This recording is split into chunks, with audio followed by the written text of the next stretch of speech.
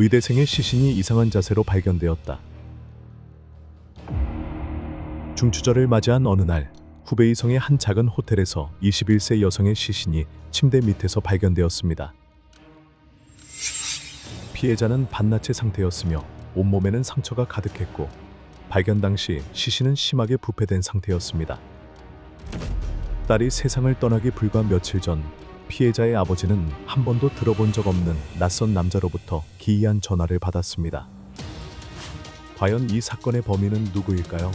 그 미스터리한 전화가 젊은 여성의 죽음과 연관이 있을까요? 오늘의 영상에서는 이 충격적인 사건의 진실과 그 뒤에 숨겨진 미스터리를 파헤쳐 보시죠. 실제 범죄 사건을 2D 스타일로 각색한 작품입니다. 사건은 9월 초 중추절 직후 후베이성 어저우시 중심부에 위치한 작은 호텔에서 발생했습니다. 한 고객이 이 호텔을 선택해 숙박 절차를 마친 후 호텔 직원은 그를 288호실로 안내했습니다. 하지만 방에 들어서자마자 고객은 불쾌한 냄새를 감지했습니다. 고객은 화장실에서 옷장까지 방 안 구석구석을 살펴봤지만 그 냄새의 원인을 찾을 수 없었습니다. 침대에 앉자 냄새는 더욱 심해졌지만 침대 위에는 깨끗한 시트와 정돈된 이불, 베개만 놓여 있었습니다. 결국 냄새를 참지 못한 고객은 프런트로 내려가 방을 바꿔달라고 요청했습니다. 이 소식을 들은 호텔 주인은 즉시 288호실로 가서 직접 확인에 나섰습니다. 방에 들어서자마자 주인 역시 심한 냄새를 맡았고 쥐가 죽어 있는 것이 아닐까 의심했습니다. 더블 침대 가까이 다가가자 냄새는 더 강해졌고 주인은 원인을 찾기 위해 매트리스를 들어 올렸습니다. 그러나 매트리스를 들어 올리는 순간 극도로 심한 악취가 뿜어져 나와 주인은 거의 구역질을 할 뻔했습니다. 그리고 침대 밑에서 움직이지 않는 여성의 시신이 발견되었습니다. 여성은 상의로 티셔츠만 입은 상태였고 하의는 입지 않아 더욱 섬뜩한 장면을 연출했습니다. 사건의 심각성을 깨달은 호텔 주인은 극도의 공포 속에서도 침착하게 후베이성 경찰에 신고했습니다. 잠시 후 수사팀이 필요한 장비와 도구를 들고 현장에 도착했습니다. 시신이 발견된 288호실은 철저한 검사를 위해 즉시 봉쇄되었습니다. 부검 결과 피해자는 20대 초반의 젊은 여성으로 확인되었습니다. 수사팀은 피해자가 질식사로 목숨을 잃었다고 초기 조사에서 판단했습니다. 법의학자는 피해자의 팔과 팔꿈치 부위에 여러 개의 긁힌 자국을 발견했으며 이는 그녀가 사망하기 전에 가해자와 격렬히 저항했음을 나타냅니다. 현장 증거를 기반으로 수사팀은 피해자가 약 3일 전에 사망했으며 이는 시신이 부패 중인 상태와 일치한다고 밝혔습니다. 피해자 시신 외에도 방 안에서는 몇 가지 특이한 물건이 발견되었습니다. 중추절 선물로 보이는 월병 상자, 전화기 충전기 케이스, 전원 케이블 등이 있었습니다. 또한 피해자의 바지 주머니에서 소량의 현금이 발견되었으며 이는 피해자가 강도 사건의 희생자는 아니었음을 보여줍니다. 현장에서 충분한 증거를 수집한 후 경찰은 가장 중요한 일이 피해자의 신원을 파악하는 것이라 판단했습니다. 그러나 현장에서는 피해자의 신원을 확인할 수 있는 단서가 전혀 없었습니다. 이에 따라 수사팀은 호텔 고객 등록 기록에서 단서를 찾기로 결정했습니다. 호텔과 여관에 투숙하는 모든 사람은 개인정보를 제출하고 방을 등록해야 하는 규정이 있습니다. 그러나 세밀히 조사한 결과 사건 당일 288호실을 등록한 고객에 대한 어떠한 정보도 호텔 시스템에 기록되어 있지 않았다는 사실이 밝혀졌습니다. 심지어 수사팀은 사건과 관련된 단서를 찾기 위해 호텔의 감시 카메라 영상을 요청했습니다. 하지만 데이터를 열람한 결과 감시 카메라 시스템이 고장나 있었고 사건에 대한 어떠한 정보도 제공할 수 없는 상태임이 드러났습니다. 호텔 주인은 이 커플이 올해 7월부터 여러 차례 이곳에 머물렀던 적이 있다고 진술했습니다. 주인은 이들의 얼굴을 익히 알고 있었기 때문에 신분증을 가져오지 않았다는 말에 예외적으로 숙박을 허용했다고 설명했습니다. 이 진술을 들은 경찰은 이 커플이 과거에 이곳에 머물렀다면 이전 숙박 기록에서 정보를 찾을 수 있을 것이라 추측했습니다. 이전에 남겨진 기록들을 철저히 검토한 끝에 수사팀은 마침내 피해자의 신원을 확인할 수 있었습니다. 기록 중 한 명의 이름이 리울이라는 여성으로 나타났으며 그녀는 후베이성 석수시 출신이었습니다. 사건이 밝혀진 후 호텔 주인은 몇 가지 중요한 세부 사항들을 기억해내기 시작했습니다. 호텔 주인은 리우리가 한 남성과 함께 체크인했을 때 두 사람이 마치 휴가를 즐기는 연인처럼 매우 다정한 모습이었다고 진술했습니다. 다음 날, 그 남성은 프런트 데스크에 와서 체크아웃을 했지만 방을 즉시 청소하지 말라고 요청했습니다. 그는 같은 날 방으로 다시 돌아올 예정이라고 말했기 때문에 주인은 그의 말을 믿고 즉시 방을 정리하지 않았습니다. 그러나 하루가 지나도록 그 남성은 288호실로 돌아오지 않았고 결국 호텔 직원은 그 방을 다시 임대하기로 결정했습니다. 그리고 방을 점검하던 중 리우리가 숨진 채 발견된 것입니다. 남성에 대해 호텔 주인은 그가 약 20대 후반의 젊은 나이로 보였으며 평범한 외모에 특별히 눈에 띄는 점은 없었다고 설명했습니다. 그러나 그 외의 정보는 호텔에서 제공할 수 없었고 이는 수사 과정에 큰 도움을 주지 못했습니다. 이에 경찰은 수사를 확대하여 리우리의 가족과 친구들로부터 추가 단서를 찾기로 결정했습니다. 수사팀은 즉시 리우리의 아버지에게 연락하여 딸의 죽음 소식을 전했습니다. 소식을 들은 리우 씨는 비통한 심정으로 딸이 불행한 일을 겪을 것 같은 예감이 들었지만 이렇게 심각할 줄은 몰랐습니다. 라고 말했습니다. 경찰은 그가 왜 그런 예감을 했는지에 대해 물었습니다.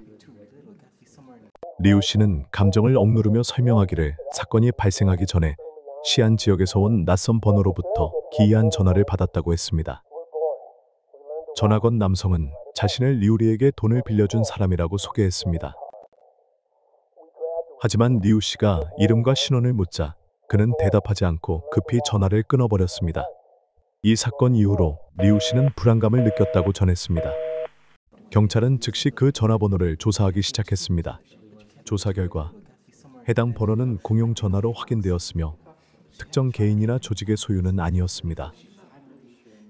또한 리우 씨는 딸이 남자친구가 있다는 얘기를 한 번도 들은 적이 없었다고 밝혔습니다. 리우리는 어저우로 실습을 떠나기 전까지 대학 기숙사에서 친구들과 함께 생활했습니다. 경찰은 그녀의 개인적인 삶에 대해 더 많은 정보를 알고 있을 가능성이 있는 기숙사 동료들을 조사하기로 했습니다. 이에 따라 경찰은 리우리의 대학교를 방문하여 그녀의 친구들을 만나 추가 조사를 진행하기로 결정했습니다. 리우리와 오랜 기간 친분이 있던 절친한 친구가 경찰에게 중요한 단서를 제공했습니다. 친구는 리우리가 과거에 3명의 남자친구가 있었다고 밝혔습니다. 그러나 그녀의 관심을 끌었던 것은 위챗에서 우연히 목격한 특별한 대화였습니다.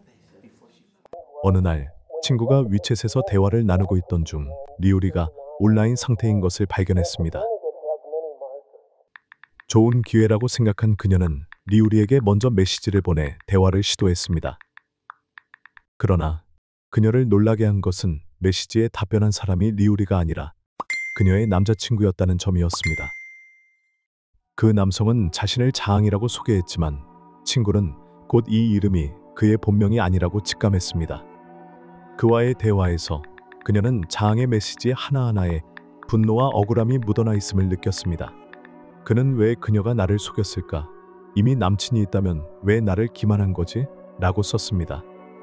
이 메시지들은 자항이 리우리가 다른 관계를 유지하고 있다는 사실을 알게 된 후 느꼈던 배신감과 상처를 고스란히 드러내고 있었습니다. 이러한 대화 내용은 리우리가 그의 기대를 저버린 것이 자항에게 큰 상처를 주었음을 시사합니다. 심지어 이것이 리우리의 죽음과 관련된 주요 원인 중 하나일 가능성도 있었습니다. 리우리의 친구로부터 이 정보를 들은 경찰은 곧바로 후베이성 주민등록 데이터베이스에서 리자 항이라는 이름을 가진 사람들을 검색하기 시작했습니다. 조사 결과 20대 남성 중 리자앙이라는 이름을 가진 사람이 30명 이상 존재한다는 사실이 밝혀졌습니다. 하지만 각각의 사례를 확인하고 배제하는 과정을 거친 끝에 이들 중 누구도 리우리와 직접적인 관련이 없다는 결론에 도달했습니다. 그러나 조사 과정에서 경찰은 리우리와 대학 시절 그녀와 함께 기숙사에서 생활했던 2명의 남성과 함께 찍힌 사진 한 장을 발견했습니다. 사진 속 리우리가 두 남성 사이에 서 있는 모습은 세 사람이 편안하고 친밀한 관계임을 보여줬습니다. 경찰은 이 사진을 호텔 주인에게 보여주어 인물 식별을 요청했습니다. 사진을 본 호텔 주인은 곧바로 사진 오른쪽에 서 있는 민족 의상을 입은 남성을 가리키며 바로 저 사람입니다 라고 확신했습니다. 새로운 단서를 바탕으로 경찰은 리우리가 후베이에서 실습을 하던 중 머물렀던 숙소를 조사하기 시작했습니다. 그곳에서 경찰은 방 구석에 조용히 놓여있는 한 택배 상자를 발견했습니다. 상자에는 수신인이 리우리로 표기되어 있었고 발신인은 샤오리로 기재되어 있었습니다. 발송 주소는 섬서성 시안시 창안구 가오왕촌으로 적혀 있었고 이는 이전 조사에서 전혀 언급되지 않은 장소였습니다. 이 정보는 경찰의 주의를 즉시 끌었습니다. 해당 발송 주소는 이전 조사에서 한 번도 언급된 적이 없었기 때문입니다. 경찰은 택배 상자에 적힌 주소를 추적하기로 결정했고 리우리와 민족 의상을 입은 남성의 사진을 들고 섬서성 시안으로 향했습니다. 시안에 도착한 경찰은 한 건설 현장의 감독관에게 사진을 보여주었고 그는 사진 속 남성을 알아보았습니다. 그는 이 사람은 성이 지입니다. 이전에 여기에서 철근 작업을 담당했었는데 지난 8월에 그만두고 떠났습니다. 라고 말했습니다. 지는 리우리와의 관계 동안 자신의 진짜 이름을 숨겼을 가능성이 있었습니다.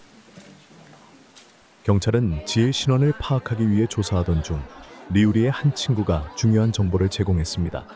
그 친구는 리우리가 이전에 자신의 남자친구의 전화기로 전화를 걸어온 적이 있다고 말했습니다. 그 정보를 통해 경찰은 해당 전화번호를 확인했고 그 번호가 광시성 계림에서 사용된 기록을 발견했습니다. 수사팀은 계림으로 향하며 용의자의 사진을 들고 건설 현장을 탐문했습니다. 마침내 한 건설 현장에서 한 노동자가 사진 속 남성을 알아보며 이 사람은 리라고 불렸어요. 우리는 그를 샤오리라고 불렀습니다. 그는 약 반년 전에 여기에서 일했지만 3-4개월 전에 떠났습니다. 라고 증언했습니다. 그러나 노동자는 샤오리가 그 이후 어디로 갔는지는 알지 못한다고 말했습니다. 건설업은 현장이 많아 어디서든 쉽게 일할 수 있는 환경이기 때문에 그의 행방을 특정하기 어려웠습니다. 경찰은 이 남성이 매우 교묘하게 자신의 이름을 위장했다고 판단했습니다. 시안에서는 자신을 지라고 소개했고 계림에서는 리라고 했던 것입니다. 그러나 얼마 지나지 않아 경찰은 전국 네트워크 시스템 총국으로부터 중요한 정보를 받게 되었습니다. 경찰은 리우리의 신분증이 귀주성 동인현의 한 PC방에서 사용되었다는 사실을 확인했습니다. 수사관들은 신분증을 사용한 사람이 지일 가능성이 높다고 판단해 즉시 동인현 PC방으로 향했습니다. 현장에 도착한 후 PC방 직원은 어제 한 남성이 리우리의 신분증을 사용해 접속했다고 증언했습니다. 이후 경찰은 해당 지역 내 건설 현장을 조사하기 시작했습니다. 한 건설 노동자는 경찰이 도착하기 직전에 한 청년이 급히 떠나며 구이양시로 간다고 말했다고 전했습니다. 이 정보를 바탕으로 경찰은 용의자가 버스를 타고 구이양시로 이동했을 가능성을 제기했습니다. 경찰은 즉시 동인현의 버스터미널로 향했지만 구이양행 버스는 10분 전에 출발한 상태였습니다. 포기하지 않은 경찰은 바로 차량을 이용해 구이양행 버스를 추적했습니다. 약 50을 이동한 끝에 경찰은 도로에서 해당 버스를 멈추는 데 성공했습니다. 버스에 올라탔을 때 경찰은 뒷줄에서 세 번째 자리에 앉아있는 용의자를 발견했습니다. 경찰이 자신의 앞에 서자 용의자는 얼굴에 두려움과 긴장감이 역력했습니다. 신분 확인 후 그는 21세의 지아디로 밝혀졌으며 스촨성 양산 출신임이 확인되었습니다. 경찰은 지체 없이 그를 체포하고 유치장으로 연행해 신문을 시작했습니다. 수사관들의 끊임없는 질문에 지아딘은 더 이상 부인할 길이 없었습니다. 결국 그는 고개를 숙이고 자신의 모든 범행을 인정하며 사건의 전말을 상세히 진술하기 시작했습니다. 지아딘은 자신이 리우리와 처음 만난 것은 지난 12월 열차에서 우연히 마주쳤을 때라고 말했습니다. 짧은 만남 이후 둘은 서로에게 호감을 느껴 교제를 시작했습니다. 비록 서로 다른 도시에 살고 있었지만 지아딘은 리우리를 만나기 위해 자주 어저우로 찾아갔습니다. 처음에 그들의 관계는 매우 달콤했습니다. 둘은 대화를 나누고 로맨틱한 만남을 가지며 행복감을 느꼈습니다. 그러나 이러한 기쁨은 오래가지 않았습니다. 약 반년 후 감정이 서서히 식기 시작하자 리우리는 새로운 남성을 만나게 되었고 지아디에게 이별을 제안하기로 결심했습니다. 그러나 지아디는 이를 받아들일 수 없었고 이별을 거부했습니다. 그들의 관계가 악화되는 가운데 리우리는 자신이 임신했다는 사실을 알게 되었고 아이는 지아디의 아이였습니다. 리우리는 이 상황을 해결하기 위해 새 남자친구와 함께 임신을 중단하기로 결정했습니다.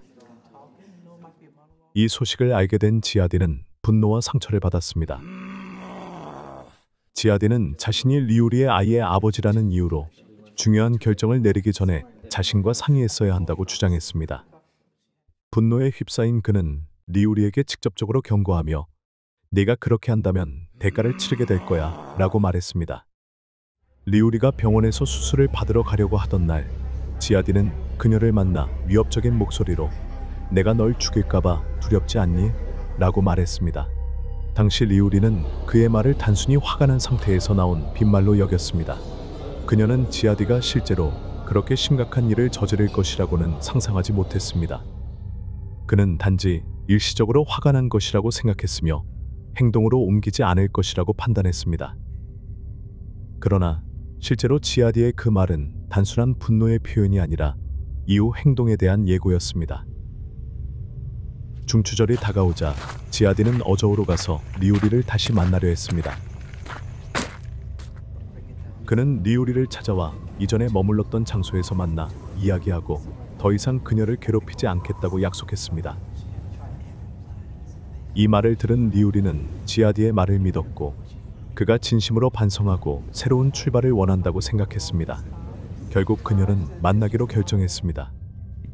두 사람은 예전에 머물렀던 작은 호텔로 가서 대화를 나누었습니다. 과거의 추억을 이야기하며 시간이 흐르고 리우리가 잠에 들자 지아디는 자신의 계획을 실행하기 시작했습니다. 그는 조용히 그녀의 손을 침대 머리맡에 묶고 리우리를 대상으로 비열한 행동을 저질렀습니다. 리우리가 불편함을 느끼며 잠에서 깨어났을 때 그녀는 자신이 지아디에게 강간당하고 있다는 것을 알게 되었습니다. 하지만 그녀는 그의 제압으로 인해 저항할 수 없는 상태였습니다. 그러나 지아디의 잔혹함은 여기서 멈추지 않았습니다. 그는 리우리를 계속해서 폭행하며 그녀를 끊임없이 고통에 빠뜨렸습니다. 결국 그는 신체적인 학대에서 그치지 않고 그녀를 살해하기에 이르렀습니다. 지아디는 전선으로 리우리의 목을 졸라 그녀가 움직이지 않을 때까지 멈추지 않았습니다. 범행 후 그는 리우리의 시신을 침대 밑에 숨긴 뒤 서둘러 호텔을 떠났습니다. 이로 인해 리우리의 가족과 지인들에게는 씻을 수 없는 상처와 미스터리가 남게 되었습니다. 약 5개월 후 법원은 지아디에게 사형을 선고하며 그의 극악무도한 범죄에 대한 책임을 물었습니다. 그러나 리우리에게는 너무나 가혹한 결말이었습니다. 그녀는 젊고 재능 있는 의학도였으며 곧 졸업을 앞두고 있었지만 비극적인 상황 속에서 생을 마감하게 되었습니다.